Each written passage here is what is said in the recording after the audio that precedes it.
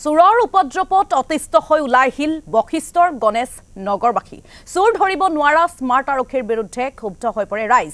বিগত 2টা মাহ ধৰি চোৰৰ উপদ্ৰৱত টোপনি হেৰাইছে অঞ্চলবাসীৰ। দিন দুপৰতে এখনৰ পাছত আনখন দুচকীয়া বাহন চুৰি কৰিছে চোৰে। আৰক্ষীৰ আৱাসগৃহৰ সমীপৰ পৰাই সোণৰ অলংকাৰ ইনভাৰ্টাৰকে ধৰি অন্যান্য সামগ্ৰী চুৰি কৰি লৈ গৈছে চোৰে। শীঘ্ৰেই চোৰৰ বিৰুদ্ধে ব্যৱস্থা গ্ৰহণ কৰিবলৈ আৰক্ষীক দাবী জনাইছে বশিষ্ঠৰ গণেশ নগৰবাসীয়ে। যেহেতু গুৱাহাটী মহানগৰখনত দেখিবলৈ পোৱা গৈছে দিনক দিনে বৃদ্ধি পাবলৈ ধৰিছে অপৰাধজনিত ঘটনা। চোৰৰ উপদ্ৰৱত এতিয়া অতিষ্ঠ হৈ পৰিছে গুৱাহাটী মহানগৰবাসী আৰু চোৰৰ উপদ্ৰৱত অতিষ্ঠ হৈ পৰি বশিষ্ঠৰ গণেশ নগৰবাসী এবাৰ ওলাই আহিছে। চোৰ ধৰিব নোৱাৰা স্মাৰ্ট আৰক্ষীৰ বিৰুদ্ধে ক্ষুব্ধ হৈ পৰিছে। বিগত 2টা মাহ ধৰি যিহেতু চোৰৰ উপদ্ৰৱত তেওঁলোকৰ নিদ্ৰা সৰিছে, টোপনি হেৰাইছে সেই অঞ্চলটোৰ ৰাইজৰ। দিন দুপৰতে এখনৰ পাছত আনখন দুচকীয়া বাহন চুৰি কৰি লৈ গৈছে বুলি তেওঁলোকে জনাইছে। কিন্তু এই ক্ষেত্ৰত আৰক্ষীয়ে কোনো ধৰণৰ ব্যৱস্থা গ্ৰহণ নকৰাৰো অভিযোগ তুলিছে। আৰক্ষীৰ আৱাসগৃহৰ সমীপৰ পৰাই সোণৰ অলংকাৰ ইনভাৰ্টাৰকে ধৰি বিভিন্ন ধৰণৰ চুৰি কৰি লৈ গৈছে, সামগ্ৰী চুৰি কৰি লৈ যোৱাত এতিয়া দেখিবলৈ পোৱা গৈছে ৰাইজ ক্ষুব্ধ হৈ পৰিছে। শীঘ্ৰেই চোৰৰ বিৰুদ্ধে ব্যৱস্থা গ্ৰহণ কৰিবলৈ আৰক্ষীক দাবী জনাইছে বশিষ্ঠৰ গণেশ নগৰবাসী।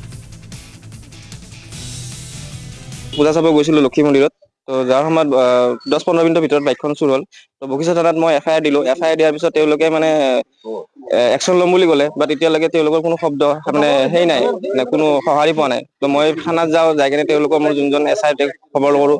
তেওঁ কোনো ক্ষেত্ৰত মানে একো নাই, খালি এটা আশা দিয়ে যে হয় তোমাৰ বাইকখন পাই যাবা। কিন্তু সেই আশাটো লৈ থাকিলে আজি 1.5 মাহ হৈ গ'ল, 2 মাহ হ'ল, কিন্তু আজিলৈকে কোনো দিনৰ খবৰ একো দিয়া নাই। মানে বিয়াৰ আগে চেইন আৰু নগদ মানে ধন লৈ গৈছে। তো মানে পুলিচক জনাইছো, তো মানে এতিয়ালৈকে একো সন্ধান পোৱা নাই। আৰু ঘৰৰ ইনভাৰ্টাৰটো পুৰা সেটটো তাৰমানে ৰাতিপুৱা 3:40 তাৰমানে তাৰ পৰা খুলি লৈ গৈছে। পুলিচ প্ৰশাসনৰ ওচৰত গ'লো, এপ্লিকেশ্যন এখন দিলো। সিহঁতে আহিলে গধূলি, আহি চাহ পানী খালে, কৈছে যে আমি এনকুৱাৰী কৰি আছো, আপোনাক ওলাই দিম। তাৰপিছত সেইবাবে একো পুলিচ প্ৰশাসনৰ পৰা একো সঁহাৰি পোৱা নাই। ইয়াত আৰক্ষী প্ৰশাসনৰ কি আছে আমি নাজানো, কাৰণ চুৰি ডকাইতৰ সংক্ৰান্তত ইমান ঘটনা ঘটি থাকে। মাজতে আজি